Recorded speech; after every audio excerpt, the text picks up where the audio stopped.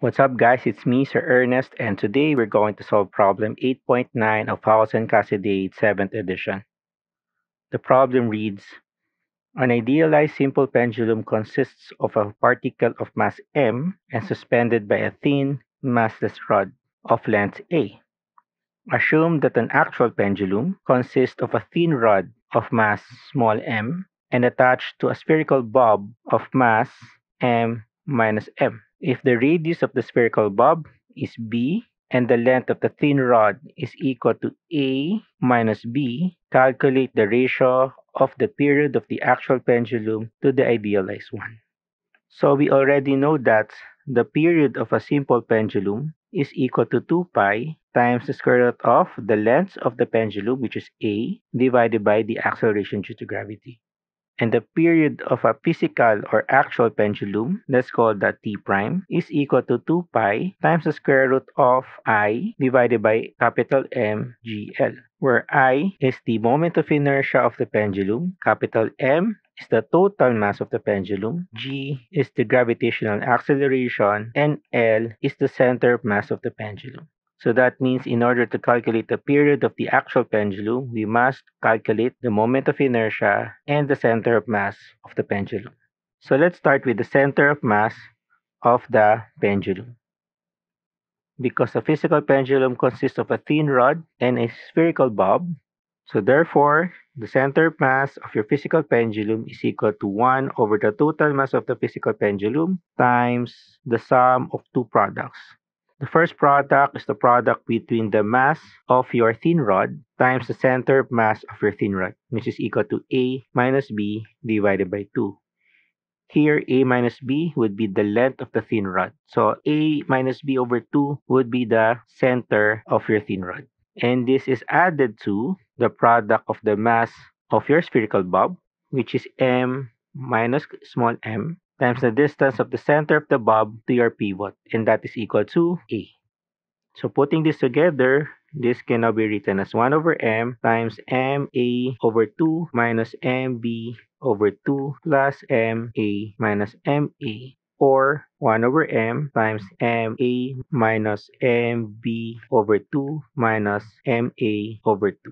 Or, simplifying this, we now have a minus small m over 2m times b plus a. So this is now the center mass of your physical pendulum. And it should be somewhere here. Now, therefore, the moment of inertia can now be calculated as follows.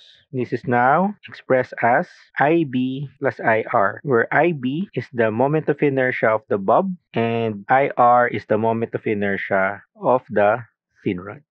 By parallel axis theorem, IB is equal to m minus m a squared plus 2/5 times m minus m b squared, or simply m minus m times a squared plus 2 over 5 b squared.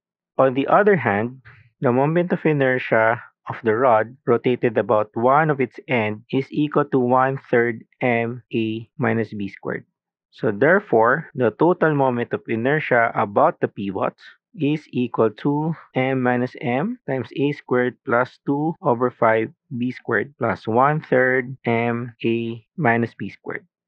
T prime over t is equal to the square root of I over capital M G L times G over A, or simply square root of m minus m times a squared plus 2 over 5 b squared plus 1/3 m times a minus b squared divided by a squared minus small m over 2m a times b plus a times capital M. So this is now the ratio we are now looking for.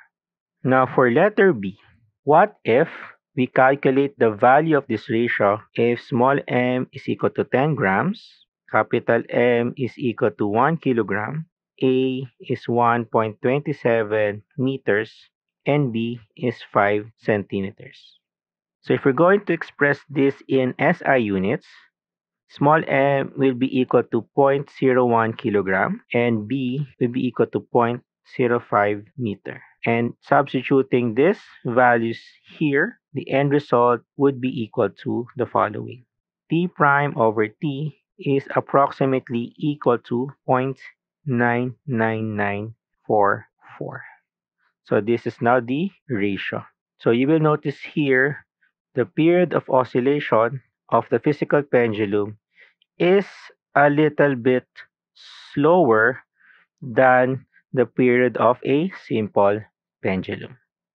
So that's it. This is the solution to problem 8.9 of Fowles and Cassiday 7th edition. I hope you learned something today. Thank you guys for watching, and I'll see you guys in the next video. Bye-bye.